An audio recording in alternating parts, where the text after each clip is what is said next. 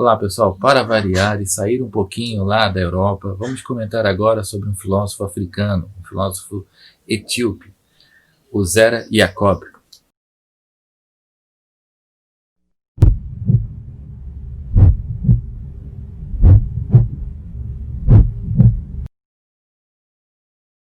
O estudo dos textos de Zera Yacob são bem interessantes para ambientalizar toda a situação que acontecia naquele período ali do século XVII.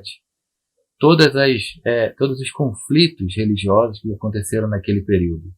Basicamente, o Zera Yacob, além de simplesmente fazer uma autobiografia, ele conta a realidade que acontecia ao seu redor. Vários conflitos, várias dificuldades, várias perseguições que alguns cristãos ortodoxos coptas sofreram, e principalmente depois que a Etiópia, o rei da Etiópia, se converteu ao catolicismo.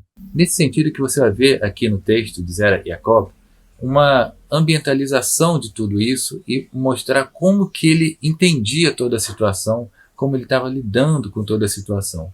Okay?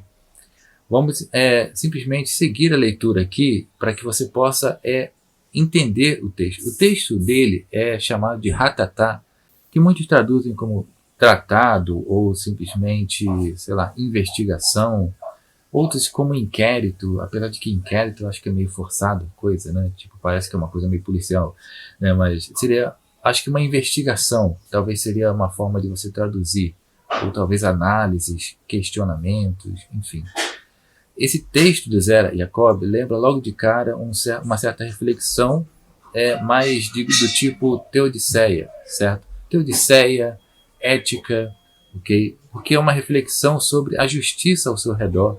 Como é que Deus pode permitir que tantas situações de injustiça, de maldade, muitas das vezes em nome do próprio Deus, certo? Como que Deus pode permitir situações como essas? Esse texto do Zera Yacob trata principalmente isso. Mas como eu disse, ele é muito importante também para exatamente ambientalizar, porque ele vai exatamente mostrar a realidade que está ao redor dele. Eu diria que é interessante trabalhar o filósofo Zera Yacob, principalmente então ali para contextualizar toda a situação que estava acontecendo na Reforma Protestante, que estava acontecendo na Europa e também no mundo inteiro, ok?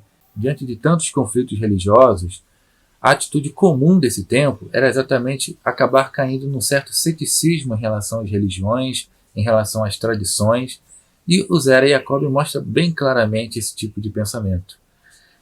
O Descartes vai seguir uma linha bem parecida com essa, e simplesmente, por causa disso, muitos chegam até mesmo a comparar. Há alguns trechos mesmo que são bem parecidos, né, inclusive.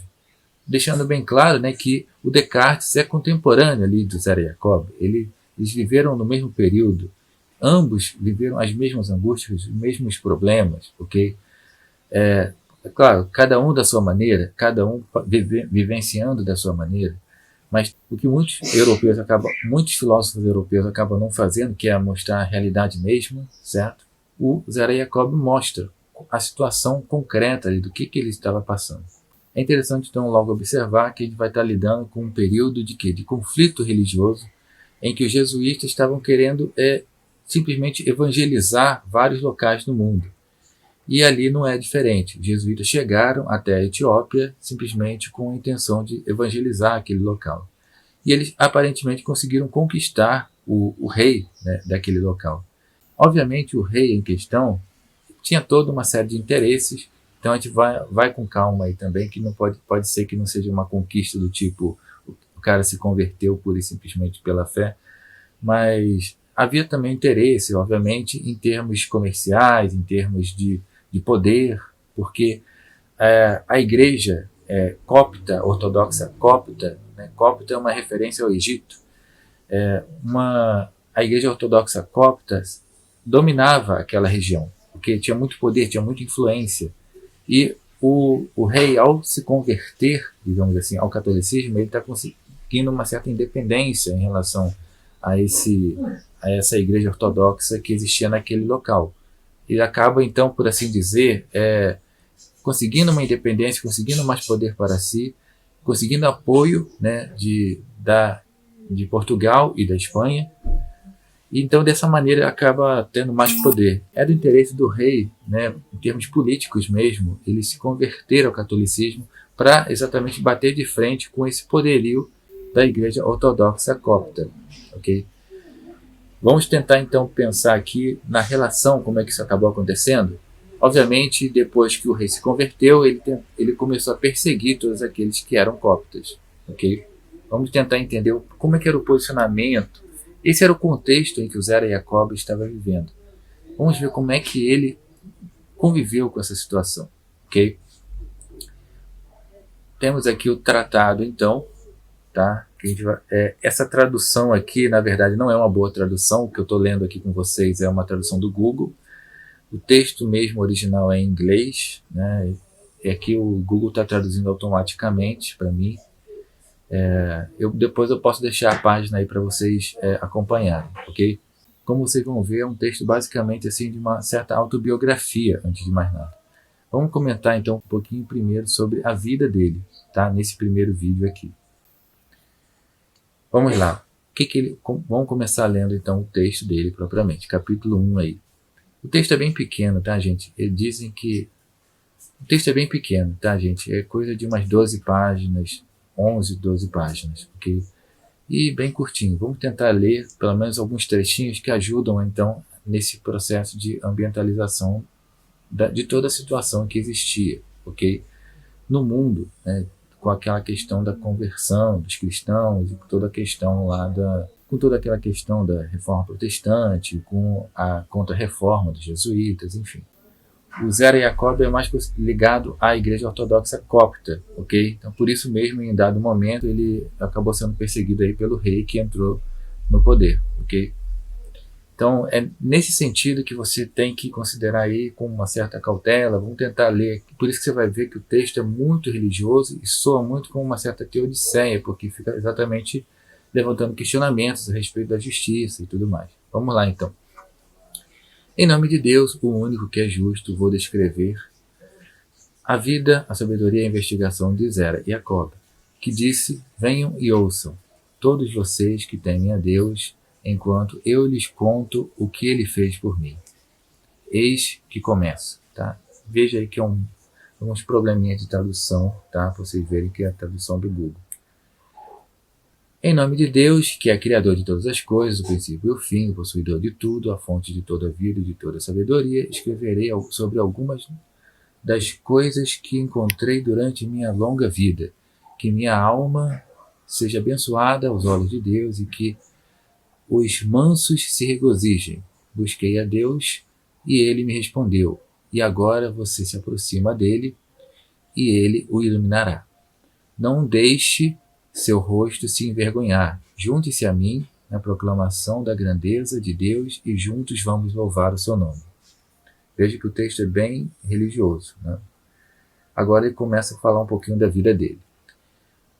Eu nasci na terra dos sacerdotes de Aksum, mas eu sou filho de um fazendeiro pobre no distrito de Aksum.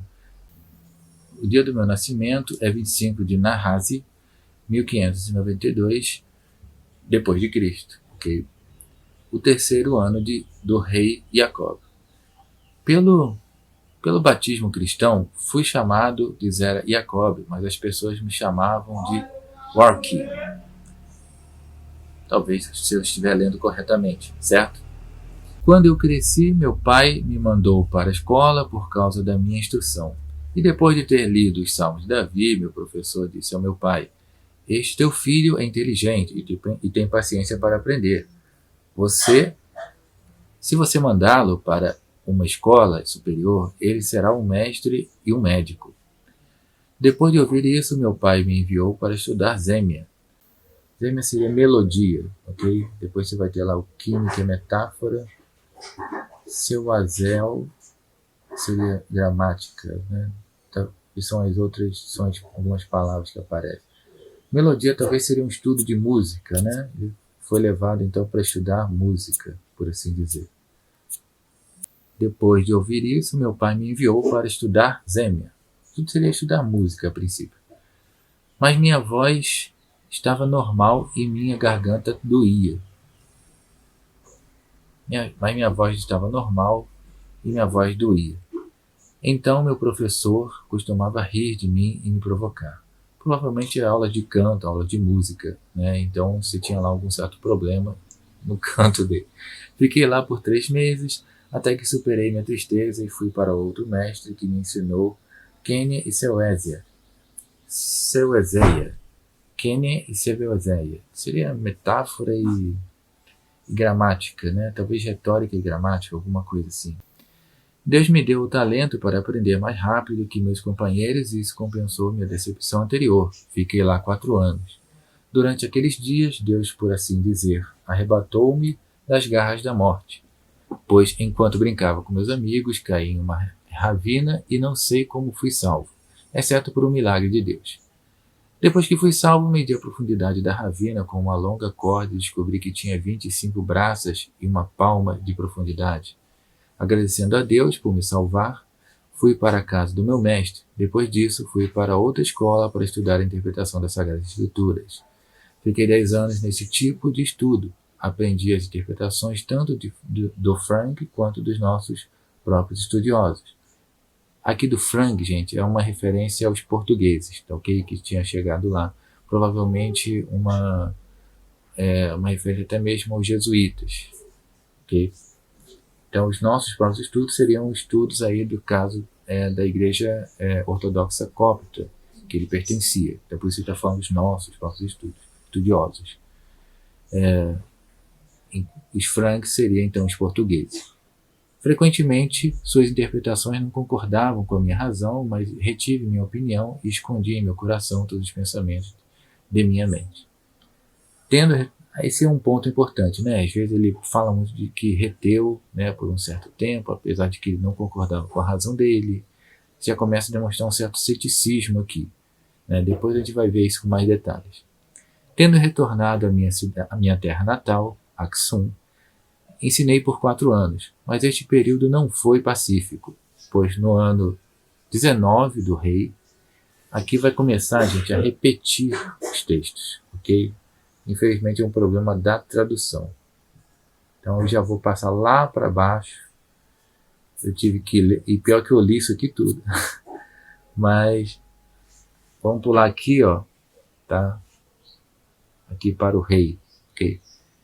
Tendo retornado para minha terra natal, Aksum, ensinei por 4 anos, mas este período não foi pacífico, pois no ano 19 do rei Susênios, enquanto Afuons, um Frank, era Abuna, 2 anos após sua chegada, uma grande perseguição se espalhou por toda a Etiópia.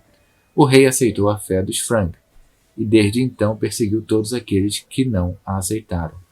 Veja então aí a questão, né, do rei Susênios, que teria simplesmente se convertido ao catolicismo e começou a perseguir, né, todos aqueles que não eram católicos, né, no caso aí os que eram da Igreja Ortodoxa Cópita, okay?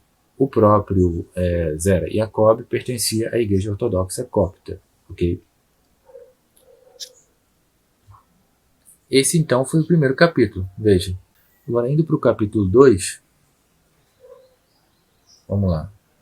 Ó, veja que traduziu aqui automaticamente. Aqui para vocês entenderem aqui onde que é a Etiópia, interessante aqui para a gente observar.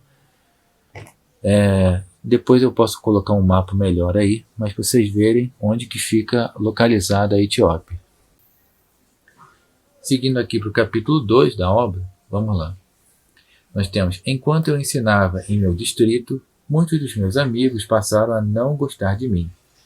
Durante esse período não houve amizade real e como resultado os homens ficaram com ciúmes uns dos outros. Seria ciúmes, fica esquisito, né? Com inveja, talvez, um dos outros, né? Alguma coisa assim. Superei os outros no conhecimento e no amor ao próximo, e me dava bem com todos, até com os francos, estrangeiros, né? Isto é, os portugueses, okay? E os cóptas. Então veja que ele se dava bem com todo mundo, né? Ele aparentemente mostra-se até bem diplomata em relação a qualquer assunto ali, ok? Enquanto estava ensinando e interpretando os livros, costumava dizer: os Frang dizem isso e isso, e os Copta dizem isso e aquilo. E eu não dizia: isso é bom, isso é ruim. Mas eu disse: todas essas coisas são boas se nós mesmos formos bons.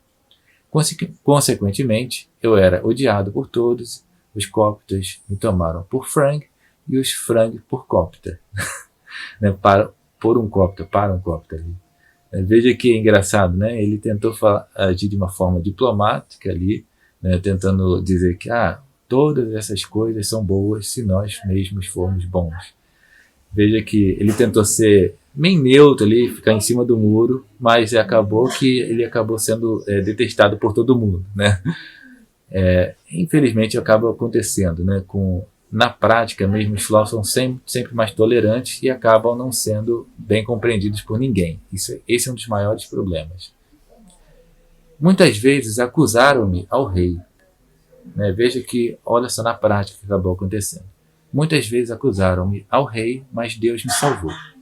Veja a fé em Deus que demonstra claramente, constantemente. Ok, gente? Algumas pessoas apresentam ele como cético, e uma vez que ele seria cético, ele teria demonstrado uma certa tendência ao ateísmo. Não, gente, é difícil supor aqui uma espécie de ateísmo, né, no Zera Yaakov. Ele fala de Deus basicamente o tempo todo. Naquela época, um certo inimigo meu, o Valda Yohannes, um sacerdote de Aksum e amigo do rei, foi apresentar uma acusação contra mim, visto que o amor dos reis podia ser conquistado por uma língua pérfida. Este traidor foi até o rei e disse o seguinte sobre mim: verdadeiramente este homem engana o povo e diz que devemos nos levantar por causa da nossa fé, matar o rei e expulsar os frangos.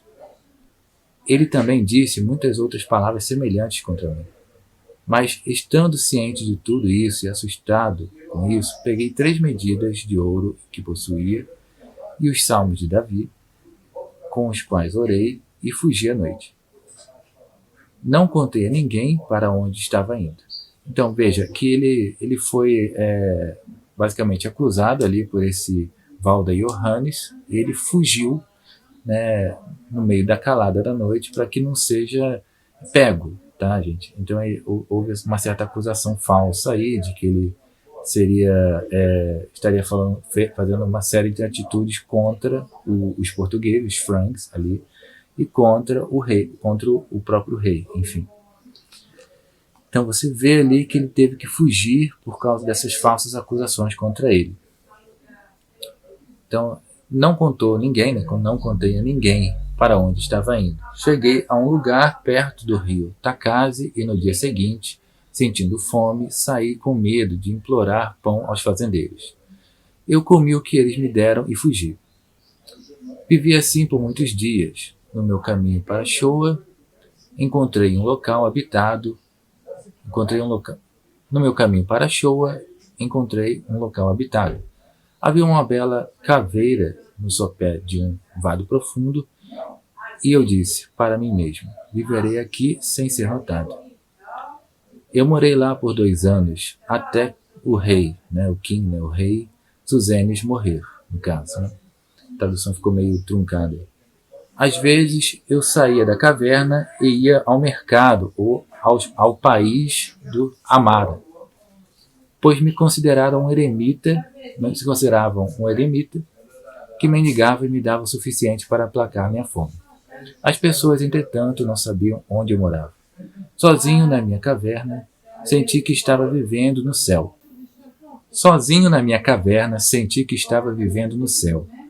Conhecendo a maldade sem limite dos homens, não gostava de contato com eles. Repare assim um ponto interessante aí, o sozinho na minha caverna. Isso lembra muito aquela coisa, né, de ter encontrado um momento de uma perfeita solidão, né, de ter encontrado uma... Repare esse ponto aqui, uma comparação que a gente pode fazer exatamente com Descartes, né? Descartes diz lá nas meditações que primeiro buscou encontrar uma pacífica solidão para fazer as meditações dele. E aqui nós temos uma coisa bem parecida, né? Que ele está sozinho na caverna dele e estaria como que vivendo no céu ali. É ali que ele vai produzir todas as reflexões dele, antes de mais nada. Que depois ele vai escrever. Obviamente ele não escreveu ao mesmo tempo, ok? Seguindo, né, construiu uma cerca de pedra e arbustos espinhosos para que os animais selvagens não pusessem em perigo a minha vida à noite, e fiz uma saída pela qual poderia escapar se algum dia as pessoas me procurassem. Lá eu vivi pacificamente, orando com todo o meu coração os salmos de Davi e confiando que Deus estava me ouvindo. Veja que a gente tem aqui, então, a questão do pacificamente, né? Pacífica solidão. Novamente, aí, uma coisa que a gente pode comparar um pouquinho com o pensamento de Descartes, apesar de que o pensamento dele aqui é explicitamente religioso. Tá? Você fala ali de ele estar meditando os salmos de Davi, né? E aquela questão do confiar em Deus. Ele demonstra claramente não ter abandonado, a princípio, né, logo de cara, a fé que ele tinha, a princípio. E assim a gente fecha, por assim dizer, uma biografia rápida sobre ele. Depois a gente pode comentar um pouquinho de algum outro capítulo para complementar a questão da vida de Zer Yacob.